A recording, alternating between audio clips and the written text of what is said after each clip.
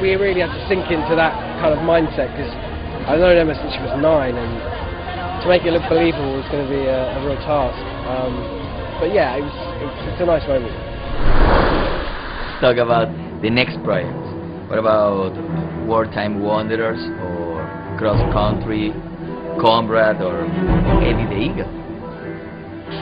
Yeah, no, I always like to do kind of other films when I can, in between Harry Potter. It's just nice to kind of be on a different set and play a different character. And Comrade, as you mentioned, I did a couple of months ago. It's like a World War II true story. Yeah, and it was just a very different experience, and it was something I really enjoyed. Never. Do you hear me? Never! What was the most difficult aspect to shoot? Probably the kiss scene with Emma. Yeah, it was quite tricky actually. Just kind of.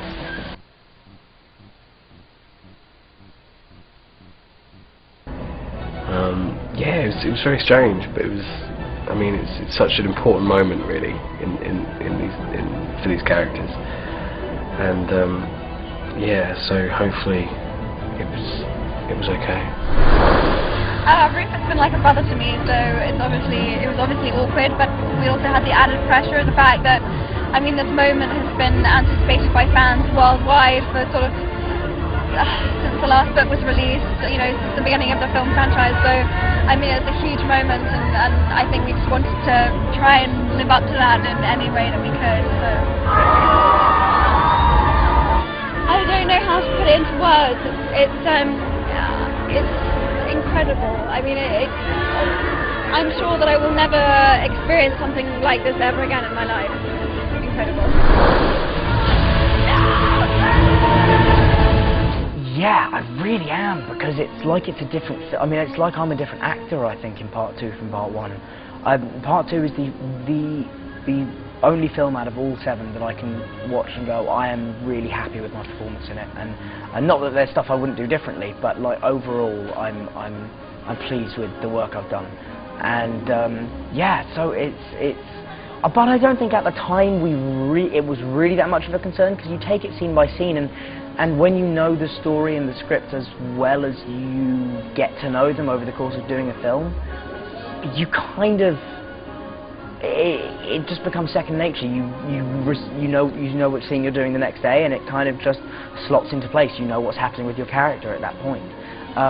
You know, the interesting things are people like Alan Rickman, who knew his character arc from you know, a little while back. He knew Snape's eventual story. So I think for him it was a much more delicate balancing act of trying to constantly inform the performance with what he knew would be happening ultimately. It's meant to be. Rubbish. You can't give yourself up to him. What's lovely is that I get a lot of people coming up to me saying, you know, you've been such a part of my childhood, and you've been you know, and that's just the loveliest thing to hear, and I never get tired of hearing that, because when you've been, you know, it's just a genuinely lovely thing to have brought so much entertainment and happiness and excitement and inspiration and magic into somebody's childhood. That's a lovely thing to have been able to be a part of. I also think that over the last 10 years, the fans have been gratified. I have found very gratifying the fact that you know, the quality, we never stopped pushing to make each film greater than the last, and I think that kind of effort and that kind of the work that we all put in, I think shows in the films, and I think they're very grateful for that as well, and it showed that a big studio franchise movie can still have a huge amount of integrity and care and attention to detail and love put into it, and that it's not just, despite the fact that they are the biggest grossing franchise of all time, it's not just a money-making machine. And because you've got a lot of young, hungry people working on that set, you know, people like myself and Rupert and Emma, but also our directors Alfonso Cuarón, David Yates, and everyone in between, you know, wanting to prove that we are, that particularly for the cast, you know, wanting to prove that we're good and that we belong here and that we've learned. So I think it's been, yeah, I mean, I think the fans have reacted to that very well, at the fact that there's been just so much put into this series. Each and every person, not only in this square but also watching around the world, who will see this film and who have followed these films over the last 10 years will carry this story with them through the rest of their lives, and it will affect what they do. So I would just like to say a huge thank you to all of you, first of all, for giving me a job, and Joe for letting him give me a job, and it's been the most amazing, inspirational, surreal, bizarre, wonderful 10 years that I will probably ever have in all my life. And every opportunity I get from now on all comes back to the fact that I got very, very lucky when I was 11. So, thank you very, very much. Hola Venezuela, desde Londres, en el último estreno de Harry Potter. Gracias. Excelente, J.K. Rowling, te amo.